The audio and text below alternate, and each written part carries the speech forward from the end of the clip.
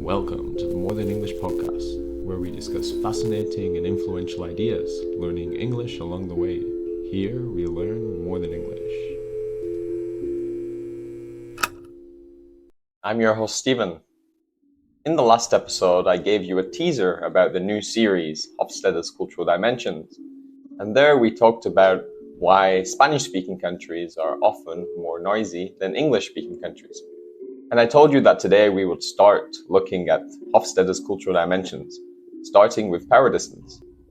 However, I realized before going into that part, it's necessary that we take a deeper look, a closer look at what is culture and what are cultural dimensions, historically speaking. One definition of culture that I just love is that culture is the way we do things around here. Well, actually, this quote was more talking about organizational culture, but I think we can use this definition to talk about culture in general, not just in an organization, but also in a nation, maybe also individually about yourself. So let's look at it one more time. Culture is the way we do things around here.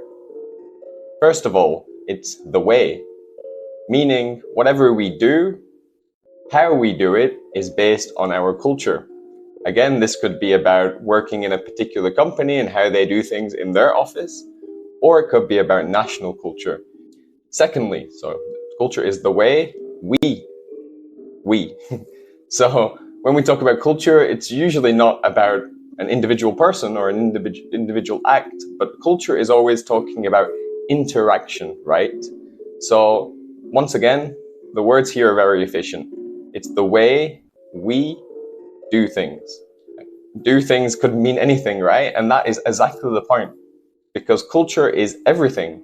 It's the way we eat, the way we drink, the way we talk to our boss, the way we hang out with our friends, the way we address our parents, and so on.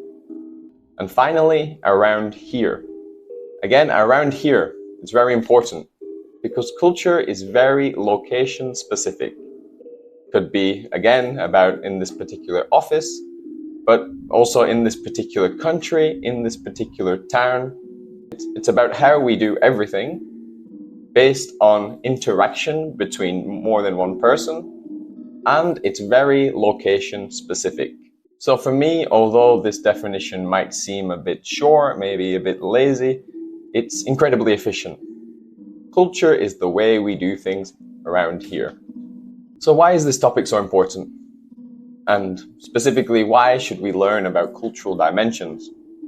Well, most people grasp the idea of cultural norms. For example, certain countries eat certain foods, dress a certain way, maybe follow a certain religion.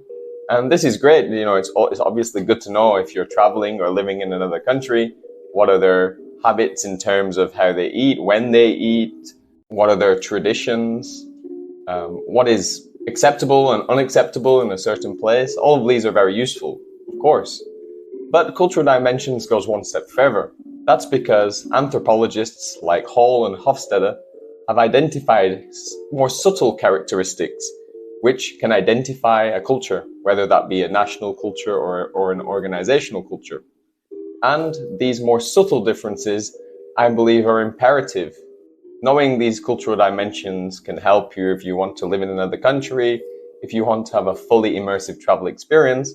But it's not just that, because nowadays we live in a globalized world.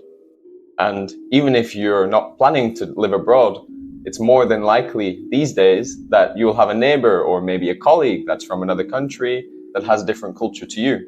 Learning about these cultural dimensions can help you to foster empathy and improve communication. And personally, when I learned about these dimensions, it wasn't just a way to learn about other cultures and other people, but also to learn about myself. Because, as we will see, although Hofstede looks at national culture, I think we can take something from this individually.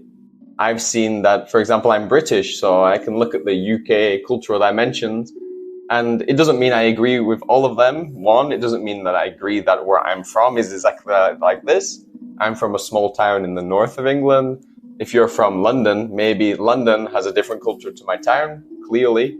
small towns and big cities have different cultures slightly, but also my personal culture, I would say, is not exactly the same as my town's average culture, right? So this is another way to get some personal growth, some personal understanding. Although some countries you will find have high scores in one dimension, low scores in another, and this can help you to understand their culture. This does not mean that, of course, this does not mean that everybody in the culture is the same, right? Of course, there's individual differences. So these dimensions, first of all, are good to have a general understanding about a culture. Obviously not every individual, but more generally about how a country operates, how a country runs, what are the norms within a country. Again, of course, individuals within a country don't always follow the norms, right? Not everybody in America is an average American. Not everybody in Japan is an average Japanese person. Nevertheless, knowing about the norms of a country can help you in many ways. So learning about these dimensions is not only to learn about other cultures, other people, but also to learn more about yourself. What are you like? To think deeply, right? That's the purpose of this podcast, to make you think not just about different cultures and different people, but also make you think about yourself. Where do you fit in these cultural dimensions? So I hope you stick around and let's get started.